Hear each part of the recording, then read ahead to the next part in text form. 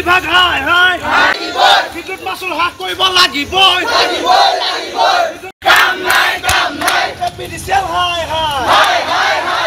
বিদ্যুৎ মাচুল হ্ৰাস কৰিব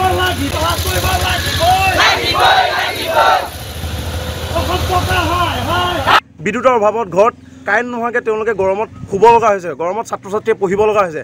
আচলতে ইয়াতকৈ আৰু পৰিতাপৰ কথা এই অসমখনত কি হ'ব পাৰে? বিদ্যুৎ বিভাগৰ যিগৰাকী মন্ত্ৰী তেখেতে ৰাজ্যখনক কি কোণত কি অঞ্চলত কি হৈ আছে তেওঁলোকে সেই কথা গম নাপায়। আচলতে ইয়াতকৈ আৰু লজ্জাজনক আৰু ভাষাহীন আমাক ক'বলৈ কোনো ভাষা নাই। আচলতে গৰিহণাৰ যোগ্য আমি ধিং আঞ্চলিক ছাত্ৰ সন্থাই সদৌ অসম ছাত্ৰ সন্থাৰ আহ্বান মৰ্মে আজি আমি ছাত্ৰ ছাত্ৰীসমূহক লৈ পেলাই তেওঁলোকৰ অসুবিধাসমূহক লৈ পেলাই আজি আমি ধিং APDCL সন্মুখত আমি প্ৰতিবাদ সাব্যস্ত কৰিছোঁ আৰু আমি দাবী কৰিছোঁ ইয়াৰ পৰাই যাতে অহাকালিৰ পৰা আমাৰ বিদ্যুৎ নিয়মীয়াকৰণ হ'ব লাগিব আৰু বিদ্যুতৰ যিসমূহ মাচুল আছে এই মাচুল হ্ৰাস কৰিব লাগিব। অনাগত দিনত এই ছাত্ৰ ছাত্ৰীৰ পৰা যিখিনি আমাৰ সাধাৰণ শ্ৰেণীৰ মানুহ আছে এই মানুহসমূহক অত্যাচাৰ কৰিব নোৱাৰিব, কোনো ধৰণৰ অশান্তি কৰিব নোৱাৰিব। আচলতে আমি ইয়াৰ পৰা সকীয়াই দিব বিচাৰিছোঁ আৰু সদৌ অসম ছাত্ৰ সন্থাৰ আহ্বান মৰ্মে আমি ভৱিষ্যতৰ দিনতো আমি এনেদৰে কাৰ্যসূচী কৰি যাম।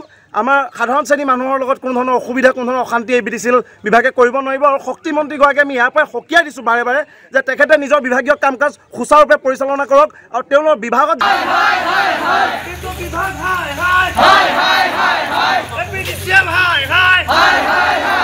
বিদ্যুৎ বিভাগ বিদ্যুৎ মাচুল হ্ৰাস কৰিব লাগিবই